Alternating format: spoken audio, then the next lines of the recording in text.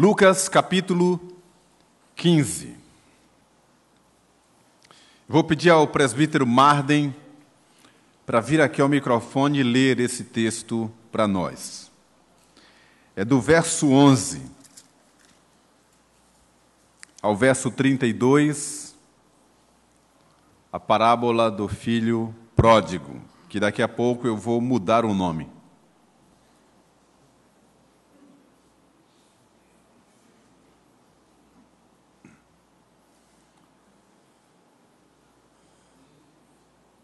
Do 11 ao 40, cadê? 11 a 32. Vamos acompanhar a leitura.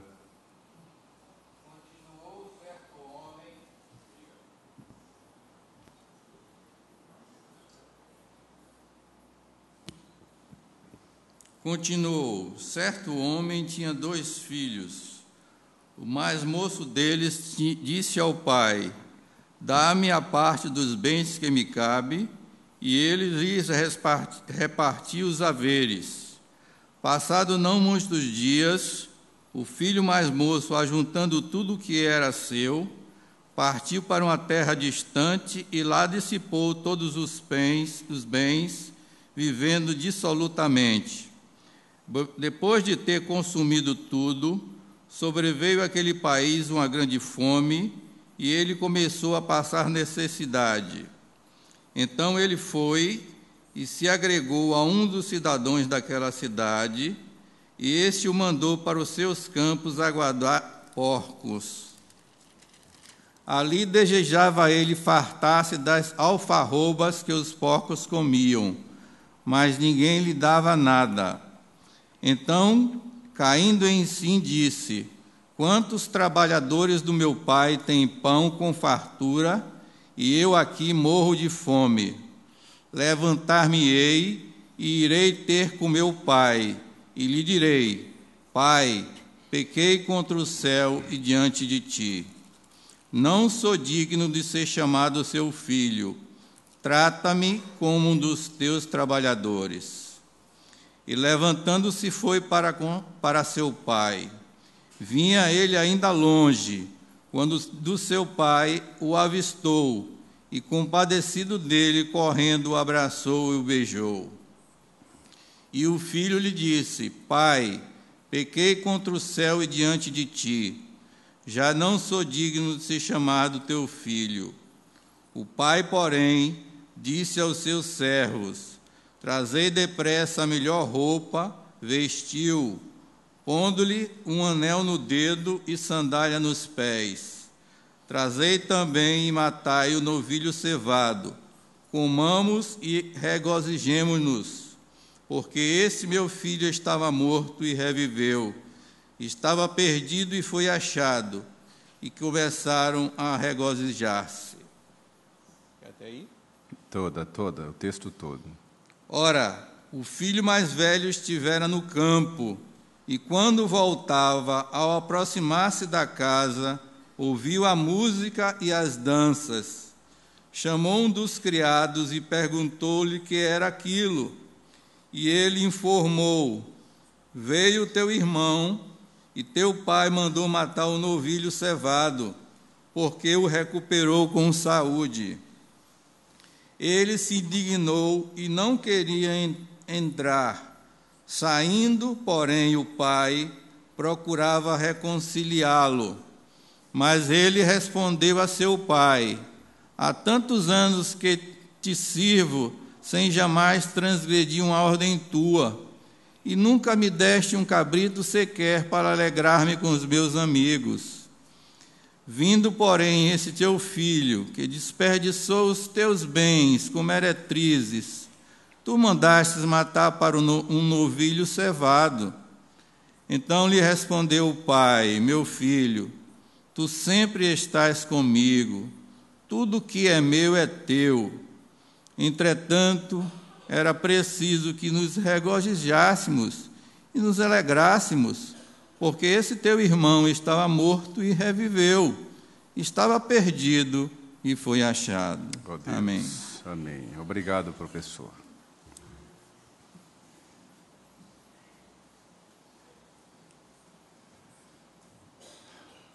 Antes de mais nada, quero lembrar a você que o texto que nos foi lido parte da perspectiva de Jesus. É a mente de Deus olhando o que a gente vai estudar e ver. É assim que Deus vê.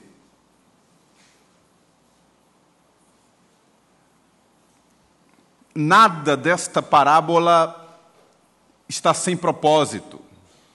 Uma informação que não tenha um fundamento, uma aplicação, um ensinamento para nós. E o curioso, já de início, nessa introdução, é que esta parábola é a sequência de outras duas parábolas com o mesmo teor.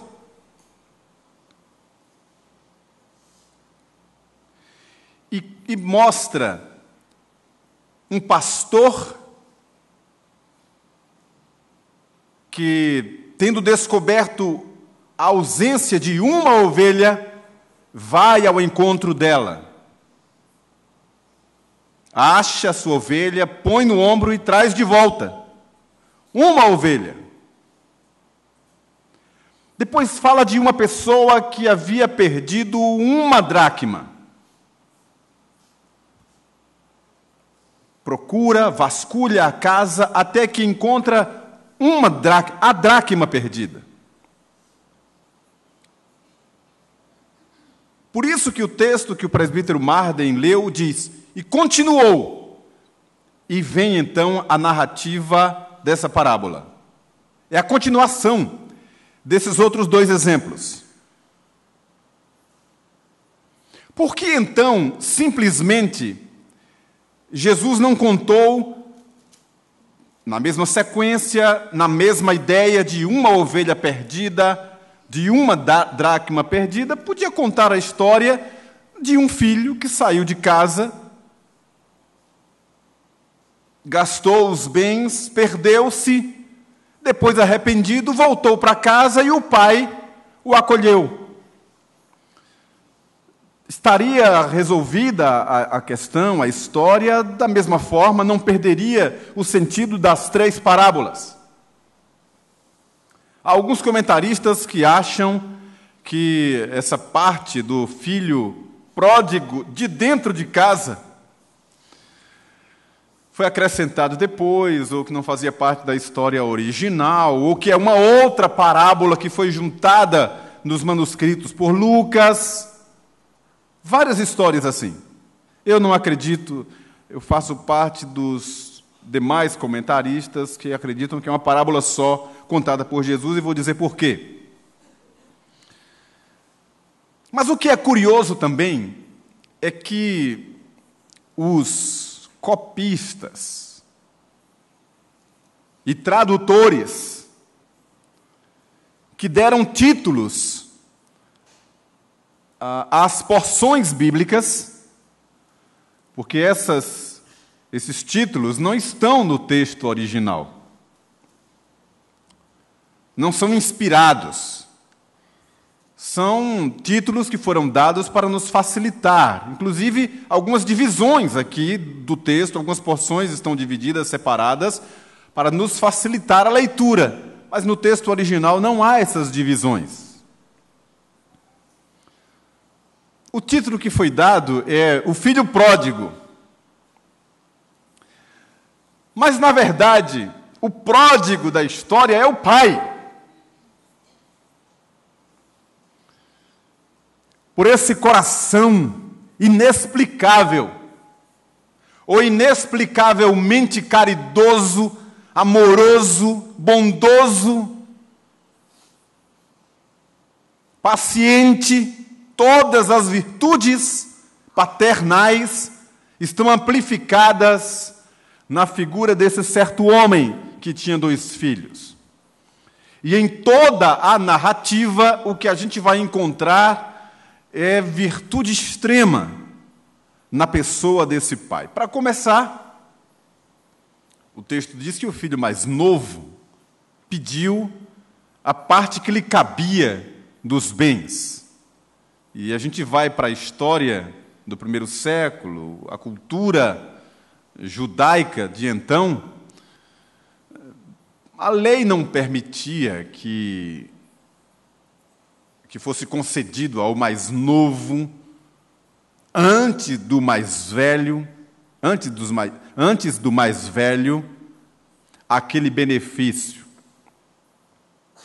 Então o pai deve ter repartido dos haveres para ambos, para cumprir a lei. E não era uma obrigação, o pai não tinha obrigação nenhuma de repartir os bens.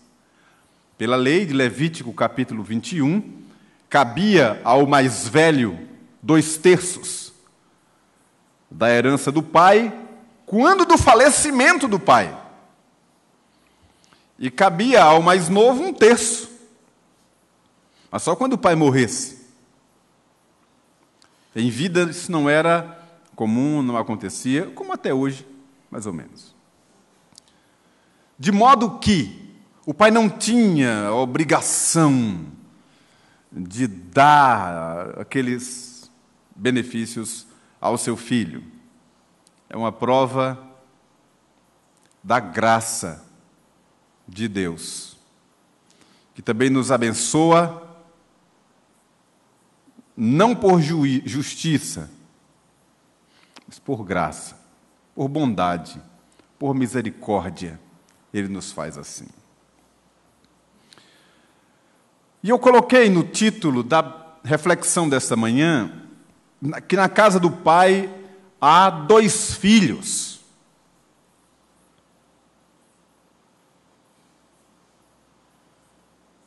Eu li um comentário que faz uma alusão a 2 alianças e faz até uma citação ao caso de Isaque e Ismael, que eram filhos tão diferentes, de mães diferentes,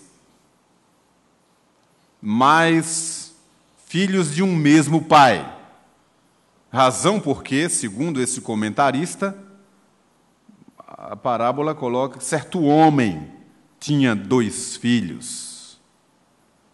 Ou ele não disse que numa casa havia, se referindo a uma família, mas ele faz referência a um pai que tinha 2 filhos, como sendo 2 alianças. E esse comentarista amplia a ideia, falando do judeu e do gentio, que de 2 Deus fez 1, como diz a Escritura. São comentários que pode ter pertinência olhando por determinado ângulo, mas você olhando por outro parece não ter conexão. Mas eu quero focar a reflexão dessa manhã sobre que na casa do pai há, de fato, em todo o tempo, esses 2 filhos. 2 perfis. 2 naturezas completamente diferentes.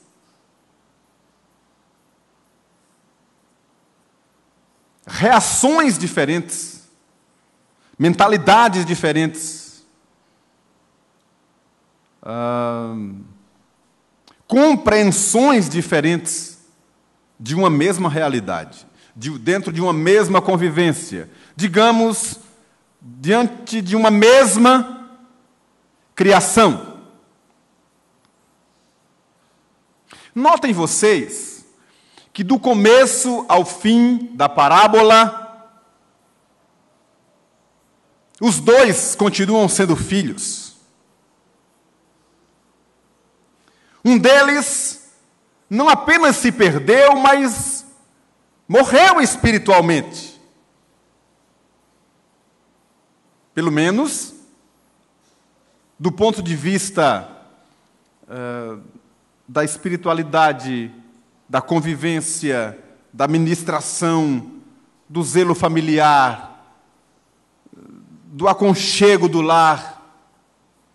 O próprio pai disse: este meu filho estava morto e reviveu, estava perdido e foi achado. Mas o outro também estava perdido dentro de casa. O outro também era altamente complicado e pela natureza que ele revela quando o irmão volta, ele revela que era uma pessoa completamente destacada, descolada do plano original de Deus e das verdades espirituais que nós esperávamos encontrar numa família de crentes, ou na família da fé, ou olhando para a figura, a casa do pai como sendo a casa de Deus, tomando a figura do pai como sendo o próprio Deus. O filho mais velho era um pródigo, perdido dentro de casa, que carregava dentro de si amargura, ressentimento, silêncio, não falava nada, não verbalizava, nunca tinha aberto a boca para reclamar de nada, mas carregava consigo, guardado consigo, tanto ressentimento, tanta dureza, conquanto se achasse um filho maravilhoso, prestativo, que servia ao pai, obediente, mas tinha um coração endurecido, sem misericórdia, sem piedade, sem amor. Os comentários são unânimes nessa questão. A figura do filho mais velho, na mente de Jesus, que ilustrava muito bem as verdades que queria pontuar, é de que o filho mais velho é a figura do judaísmo. E mais particularmente a figura do fariseu, que se julgava o dono da terra, o representante legítimo da fé, descendente de Abraão, batiam no peito, mas negligenciava, nas próprias palavras de Jesus, a misericórdia e o amor. Em algumas passagens encontramos o fariseu desprezando o seu irmão e desprezando os demais homens. Não sou como os demais homens. E várias outras passagens, como inclusive a parábola que Jesus contou do bom samaritano. Esse farisaísmo, focado na pessoa do irmão mais velho, está dentro da casa do pai. E era filho. É uma prova de que a mente da gente, nosso caráter, nossa personalidade, os frutos que produzimos, eles estão sendo trabalhados por Deus. E serão trabalhados, tratados pelo Espírito de Deus até que o Senhor volte. Mas essas manifestações, elas estão presentes na casa do Pai. Na casa do Pai. Podemos encontrar aquela falta de consideração fraternal em 2012, hoje, entre nós. Lembrem e notem, vocês devem ter percebido na leitura do presbítero Marden, que o filho mais velho, ressentido, enciumado, porque o pai tinha um novilho cevando ali, preparando para algum grande evento. Ele não sabia o que era. É que o pai estava esperando o filho. O pai guardava a esperança de ter o filho de volta. E o pai então manda matar o novilho, e o filho mais velho ficou enciumado. Ciúme na casa de Deus. Entre irmãos. E vejam a que ponto chega a loucura, a ruindade daquele filho dentro da casa do pai. E era filho. Ele chegou ao ponto de dizer assim, falando para o pai: esse teu filho pega os teus bens e gasta com meretrizes. Primeiro que ele não sabia, não tinha internet, ele não sabia como é que ele gastou o dinheiro. Esse teu filho não o reconheceu como irmão. Eu já fiquei altamente chocado de ouvir um irmão irmão maduro na fé, experiente na fé, falar assim, abertamente: olha, aquele irmão meu pisou na bola comigo, eu não quero saber dele, não quero ver nem pintado na minha frente. Um exemplo, já ter ouvido algumas vezes, em muitos lugares, dentro da casa do pai. O irmão mais velho era tão perdido quanto o mais novo, em lugares diferentes, e ambos eram filhos. O filho pródigo, quem é pródigo na história é o pai, com aquele coração que abençoa a quem não merece, que busca conciliação para aquele que está arredio, agressivo, violento, e o pai vai ao encontro: meu filho, não é desse jeito. Esse teu irmão estava perdido, foi achado. Tínhamos mais é que nos regozijar mesmo. E o pai vai ao encontro do mais velho, recebe o mais novo, manda fazer festa. Esse é o coração pródigo desse pai maravilhoso. Então nós recebemos muitas pessoas que vêm, entre aspas, do mundo, caídas, cuidavam de porcos, comiam alfarrobas, lá do lado de fora. E é na casa do pai que esse filho mais jovem encontra, de fato, a vida. Porque é só quando a pessoa passa pela lama do pecado e vem a iluminação é que reconhece o que representa a casa do pai. O que representa a igreja. É só a iluminação e a ação do Espírito Santo. Então, na casa do pai, há 2 filhos. Diferentes, complicados, mas continuam sendo filhos. E esse pai maravilhoso está aqui nesta manhã, acolhendo o que vem de fora e com paciência nos conciliando. Meu filho, não é desse jeito. Que Ele nos abençoe e nos guarde. Domingo que vem, se Deus nos der graça, eu vou mostrar outras verdades que há na casa do Pai.